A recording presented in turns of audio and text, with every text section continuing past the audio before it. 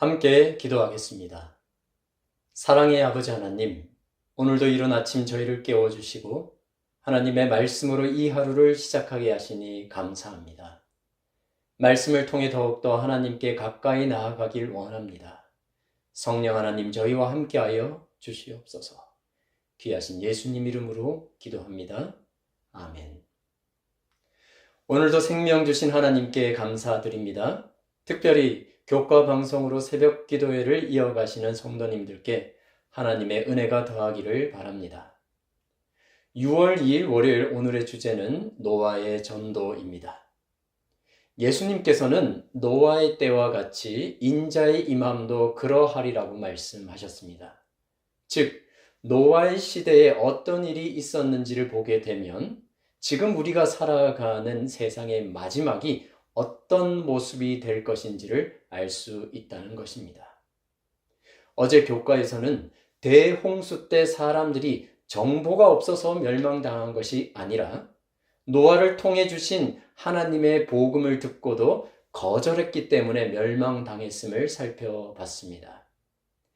이제 세상 마지막에도 그대로 그런 일들이 반복될 것입니다.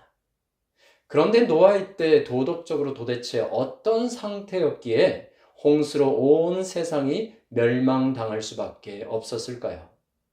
성경은 이에 대해 다음과 같이 답합니다. 창세기 6장 5절입니다. 여호와께서 사람의 죄악이 세상에 가득함과 그의 마음으로 생각하는 모든 계획이 항상 악할 뿐임을 보시고, 이는 단순히 몇몇 악한 사람들이 존재했다는 의미가 아닙니다. 세상 전체가 죄악에 물들었고 인간의 모든 생각과 의도가 항상 악할 뿐이었다는 말입니다. 재림교회 주석은 베드로후서 3장 5절의 표현을 빌려 이 세상이 그렇게 된 것은 사람들이 하나님의 말씀을 일부러 잊으려 했기 때문이라고 설명합니다. 일부러 잊으려 한다라는 것은 즉 성령께서 끊임없이 모든 사람의 마음에 회개를 호소하시지만 그들이 그것을 거절하였다라는 것입니다.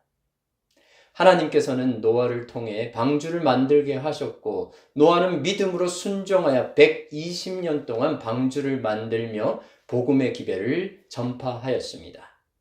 방주가 지어지자 하나님께서는 동물들을 방주 안으로 이끄셨고 이 사건은 노아가 전한 기별을 더욱더 힘있게 하였습니다. 하지만 결과는 어떠하였습니까? 오직 노아와 그의 가족 외에는 아무도 방주에 들어가지 않았습니다. 그렇듯 재림 직전 세상 마지막 때에도 예수님께서 말씀하신 것처럼 노아와 같은 일이 있을 것입니다. 늦은 비 성령의 역사로 복음이 땅끝까지 전파될 것이지만 종국에는 은혜의 시기가 맞춰지고 자비의 문은 닫혀질 것입니다. 악인들은 노아의 때와 같이 늦은 비 성령의 놀라운 역사를 목격함에도 불구하고 결국 복음의 기별을 성령의 음성을 거절하게 될 것입니다. 그런데 오늘날 사람들은 복음을 듣고도 왜 믿기를 거절할까요? 그 이유 중 하나는 하나님의 말씀에 순종하는 그리스도인의 삶이 추구하는 바가 세상의 것과 너무나 다르기 때문입니다. 세상은 끊임없이 더 많은 부를 추구합니다. 그러나 예수님은 가난한 자는 복이 있나니 하나님의 나라가 너희 것임이요 라고 말씀하십니다. 세상은 치열한 경쟁과 자기 개발을 통해 더 높은 지위와 성공을 쫓지만 예수님은 자신이 세상에 온 것은 섬김을 받으려 함이 아니라 도리어 섬기기 위해서라고 하셨고 이에 우리에게 겸손한 마음으로 남을 섬기며 나보다 다른 사람을 더 낮게 여기라고 말씀하십니다. 이처럼 자기 십자가를 지고 주님의 길을 따르는 길은 세상의 기준과 반대되기 때문에 세상 사람들에게는 매력적으로 보이지 않습니다. 그래서 예수님께서도 생명으로 인도하는 문은 좁고 길이 협착하여 찾는 자가 적다라고 말씀하십니다. 자, 이제 다시 노아의 이야기로 돌아가겠습니다. 노아는 참으로 믿음의 사람이었습니다. 지금껏 한 번도 경험해 보지 못한 비가 이 땅에 내려지고 홍수로 이 세상이 물로 잠긴다는 하나님의 말씀은 아무리 생각해도 노아에게도 믿기 힘들었을 것입니다. 하지만 그의 평생에 신뢰하였던 하나님의 신실하심을 믿고 그는 순종하여 산 위에 방주를 지으며 기별을 전파하였습니다. 하지만 그 결과는 노아 그 자신을 포함하여 8식구가 유일하였습니다. 1, 2년도 아닌 120년 동안 복음을 전하였는데 8명이 전부라니 여러분은 노아의 전도에 어떤 점수를 주시겠습니까? 성경은 노아의 전도에 대해 다음과 같이 말합니다. 히브리서 11장 7절입니다. 믿음으로 노아는 아직 보지 않는 일에 경고하심을 받아 경외함으로 방주를 준비하여 그 집을 구원하였으니 이로 말미암아 세상을 정죄하고 믿음을 따르는 의의 상속자가 되었느니라. 그렇습니다. 노아는 믿음으로 방주를 지으며 끝까지 약속을 붙잡고 전도하는 가운데 그와 온 가족이 구원을 받고 믿음을 따르는 의의 상속자가 될 수 있었습니다. 또한 모두가 그를 조롱하고 완악하여 성령의 음성을 대담하게 거절하였지만 복음의 문이 닫히기 전까지 자신의 일을 충실히 감당하였습니다. 이와 같은 삶이 마지막 시대를 살아가는 저와 여러분 모두의 삶이 되면 참 좋겠습니다. 이제 오늘의 교과 내용을 묵상하고 적용하는 시간을 갖도록 하겠습니다. 묵상을 위한 질문입니다. 홍수 전에 세상을 향해서 회개의 기별을 외쳤던 노아의 마음이 어떠했을지 생각해 보십시오. 여러분은 다른 사람에게 전도를 했는데 거절을 당해본 적이 있으십니까? 거절당하는 경험은 결코 쉬운 경험, 감당하기 쉬운 경험은 아닙니다.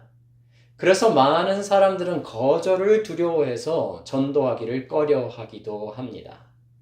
그런데 노아는 1, 2년도 아니고 120년 동안 전도하는 내내 거절을 당했던 것입니다. 그러나 노아는 인내하며 자신의 사명을 감당하였기에 교훈의 말씀처럼 그 집을 구원하고 믿음을 따르는 의의 상속자가 되었던 것입니다. 세천사 기별 땅끝까지 전해야 할 특별한 사명을 감당해야 할 남은 백성으로서 인내의 덕목을 가져야 함을 새삼 떠올려 봅니다. 맡겨주신 귀한 사명을 끝까지 감당하는 우리 모두의 삶이 되면 참 좋겠습니다. 이제 적용을 위한 질문입니다. 개인적인 전도의 노력이 당장 별다른 결실이 없는 것처럼 보일 때도 어떻게 낙심하지 않을 수 있습니까? 우리는 왜 노력을 계속해야 할까요? 전도하는 일은 결코 쉬운 일이 아닙니다. 영혼을 두고 눈에 보이지 않는 치열한 선악의 대쟁투가 일어나기 때문입니다. 성경은 복음 전도자를 눈물을 흘리며 씨를 뿌리는 자, 울며 씨를 뿌리러 나가는 자로 비유합니다. 당장 씨를 뿌려보지만 눈에 보이는 수확이 없을 수도 있습니다. 또는 씨를 뿌린 사람이 반드시 그 결과를 거두는 것은 아닐 수 있음을 성경은 말합니다. 영혼을 수확하는 일은 참으로 기쁜 일입니다. 하지만 모두가 다 수확을 할 수만은 없습니다. 자신이 혹시 수확의 기쁨을 누리지 못하더라도 누군가는 눈물로 복음의 씨를 뿌려야 하는 것입니다. 그러므로 성경은 우리에게 포기하지 않고 선을 행한다면 때가 이르러 반드시 누군가가 거두게 되리니 낙심하지 말라고 권면합니다. 레이 볼츠의 한국말로 고마워요라는 찬양이 있는데 가사에 이런 이야기가 나옵니다. 어느 날 한 사람이 꿈을 꾸었습니다. 그는 천국에 올라가 수정 같은 바다가 펼쳐진 아름다운 황금길을 걷고 있었습니다. 그렇게 길을 걷고 있는데 누군가가 달려와 그를 부릅니다. 고개를 돌려보니 한 청년이 환하게 웃으며 말합니다. 당신은 저를 잘 기억하지 못할 수도 있습니다. 제가 8살 어릴 적에 당신은 교회의 어린이 교사였습니다. 지금 제가 여기에 있는 것은 바로 당신의 헌신 덕분이에요. 감사합니다. 그는 놀라며 또 다른 사람을 만납니다. 그 사람은 말합니다. 당신이 선교지를 위해 드린 헌금이 저에게 복음을 전해준 선교사님을 도왔습니다. 그 덕분에 제가 예수님을 알게 되었고 지금 이렇게 천국에 올 수 있었습니다. 정말 감사합니다. 이 찬양은 우리에게 이렇게 말합니다. 이 땅에서는 아무도 알아주지도 않고 아무것도 아닌 것처럼 보일 수 있는 우리의 작은 헌신이 하늘에서는 크고 영원한 열매로 남는다는 것입니다. 노아처럼 시대를 거슬러 하나님의 말씀을 믿고 순종한 사람들, 그들의 헌신은 결코 헛되지 않았습니다.